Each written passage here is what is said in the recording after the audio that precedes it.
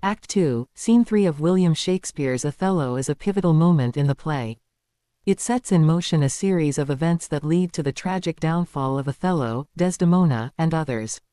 This scene focuses on the aftermath of a celebratory evening in Cyprus, where the characters' true intentions, flaws, and vulnerabilities are revealed. Below is a detailed and straightforward explanation of the scene, focusing on its events, character motivations, and themes. Setting the stage. The scene takes place at night in Cyprus, where Othello and his troops have recently arrived after defeating the Turkish fleet. To celebrate both the victory and Othello's marriage to Desdemona, Othello declares a time of feasting and celebration. However, as the night progresses, darker emotions and manipulations come into play. The start of the scene. The scene begins with Othello leaving Cassio, his loyal lieutenant, in charge of the night's watch. Othello trusts Cassio to ensure that the celebration remains orderly. Before leaving, Othello shares a tender moment with Desdemona and expresses his happiness, stating that their love is like the calm after a storm. However, this happiness is a fleeting moment of peace before chaos descends. Cassio is tasked with keeping order, but his natural courtesy and politeness make him vulnerable to manipulation. Iago, Othello's ensign, secretly despises Cassio and has been plotting to ruin him as part of a larger plan to destroy Othello. Iago's manipulation begins. After Othello leaves, Iago begins his scheming. Iago pretends to be a good friend to Cassio, engaging him in friendly conversation. Iago knows Cassio is not much of a drinker and has a weakness for alcohol.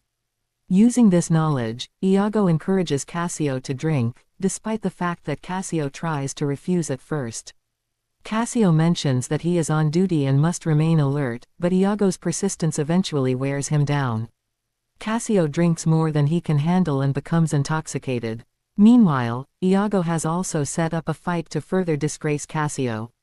He convinces another soldier, Roderigo, who is already angry and frustrated about his unrequited love for Desdemona, to provoke Cassio into a confrontation.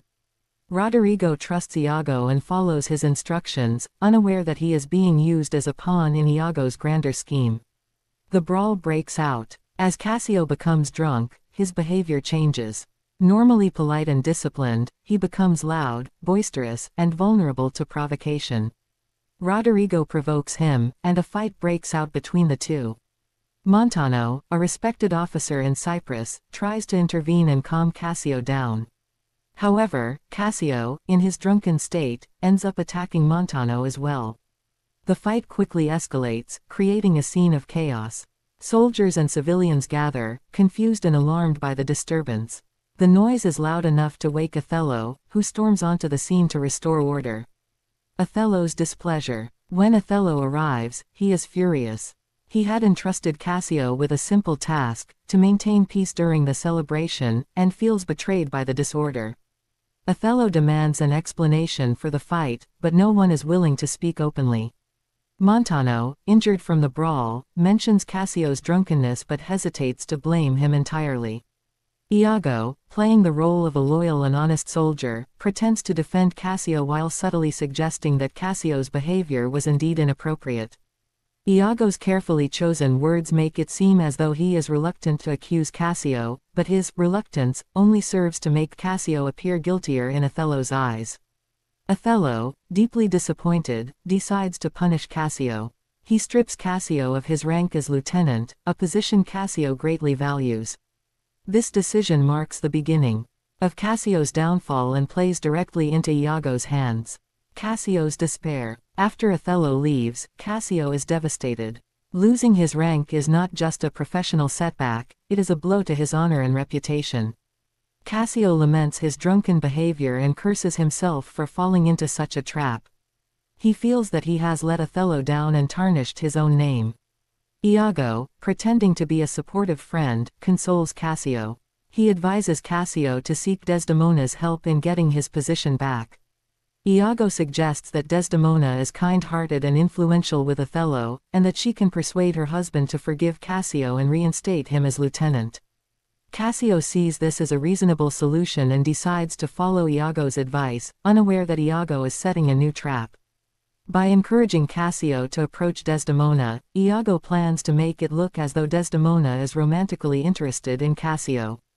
This will fuel Othello's jealousy and set the stage for further manipulation.